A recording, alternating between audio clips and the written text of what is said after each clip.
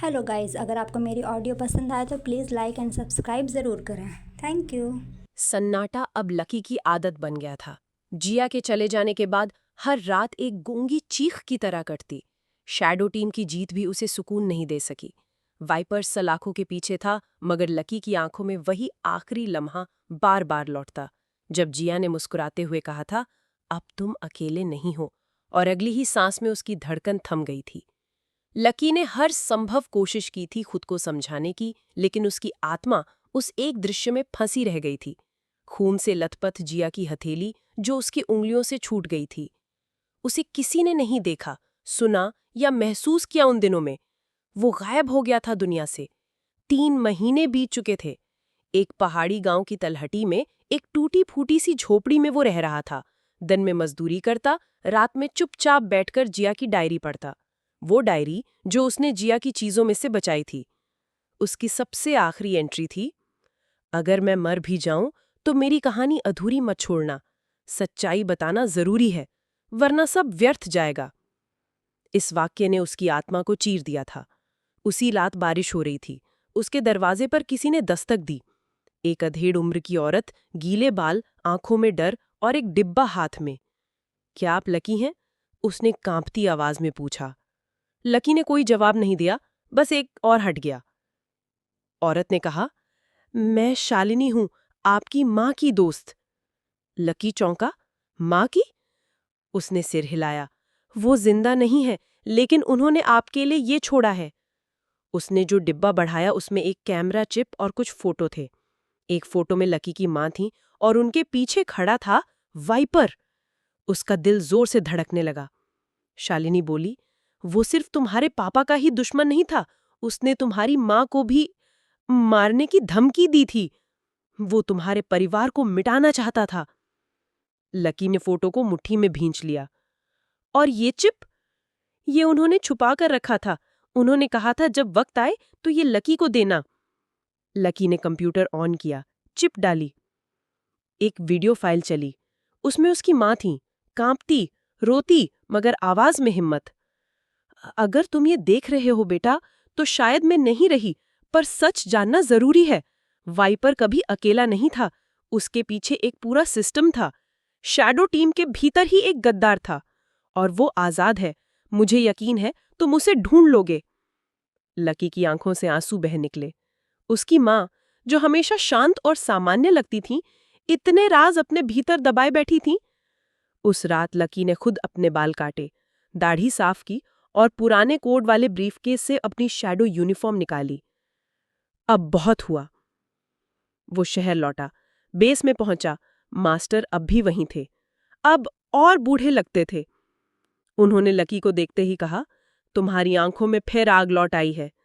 Lucky ने सिर्फ एक वाक्य कहा, वाइपर अकेला नहीं था, शैडो टीम में कोई और भी गद्दार है। मास्टर स्तब्ध रह गए, फिर धीरे से बोले, तुम्हें कैसे पता चला? लकी ने चिप बढ़ाई। वीडियो देखकर मास्टर ने कहा, ये सच है तो हमें शैडो टीम की हर गतिविधि दोबारा खंगालनी होगी।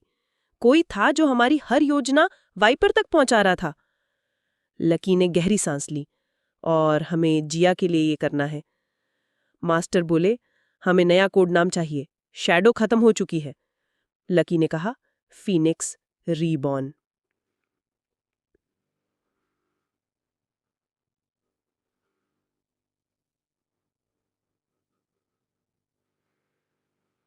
अगले ही दिन मिशन शुरू हुआ। लकी ने पुराने साथियों से संपर्क किया। कुछ दूर जा चुके थे, कुछ खुद गुमनाम। लेकिन एक नाम बार बार उभरता, एजेंट जेड।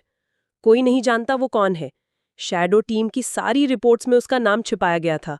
सिर्फ मास्टर और 2 और वरिष्ठ अधिकारी जानते थे। वो शैडो का सबसे खतरनाक और सबसे गुप्त एजेंट था। मास्टर बोले, अगर कोई गद्दार हो सकता है तो शायद वो ही। लेकिन उस तक पहुंचना आसान नहीं था। उसकी आखिरी लोकेशन तुर्की के एक बर्फीले क्षेत्र में दर्ज थी। लकी ने कहा, मैं खुद जाऊंगा। मास्टर ने विरोध किया, तुम अकेले? ये मेरा सफर है, लकी ने सख्ती से कहा। वो तुर्की गया। बर्फ, खामोशी और पहाड़ों के बीच एक गुफा में उसे वो व्यक्ति मिला, एजेंट जेड। लंबे बाल, आंखों में वीरान खालीपन और ठंड से जमी हुई हथेली में एक बंदूक। मैं जानता था तू आएगा, उसने कहा। तू गद्दार है? लकी ने पूछा। जेड ने एक धीमी हंसी में जवाब दिया, मैं गद्दार नहीं, मैं वो हूं जो जानता है कि सच्चाई सबके लिए नहीं होती। तुम वाइपर के साथ थे? वो मेरा स्टूडेंट था, फिर मेरा दुश्मन बना। तो तुमने उसे क्यों नहीं रोका? क्योंकि मैं शैडो से हार चुका था। उन्होंने हमें मोहरे बना दिया और मैं चुप रहा। लकी ने गन तानी। तुम्हें चलकर सबके सामने जवाब देना होगा। जेड ने कहा, ठीक है, लेकिन जाने से पहले मैं तुम्हें कुछ दिखाऊंगा। उसने एक छोटा डिवाइस निकाला। उसमें एक वीडियो चला। वो वीडियो जिया का था, लेकिन वो बिस्तर पर नहीं लेटी थी, वो चल रही थी। उसके बाल कटे थे, चेहरा अलग था, मगर आंखें वही थीं। जेड बोला, वो मरी नहीं थी। वाइपर ने उसे किडनैप किया था। उसे मरा हुआ दिखाने का नाटक रचा गया। शैडो के ही किसी एजेंट ने प्लान में मदद की। लकी वहीं बैठ गया, उसकी सांसें रुक गईं। तो वो जिंदा है? हाँ, जेड बोला, पर वाइपर के असली बॉस के पास। वाइपर का भी कोई बॉस था? जेड मुस्कुराया। तुम अभी तक सिर्फ साया देख रहे थे, अब असली राक्षस से मिलना बाकी है। कहाँ है वो? लकी ने कहा। जेड ने सिर हिलाया। मैं साथ चलूंगा। दोनों भारत लौटे।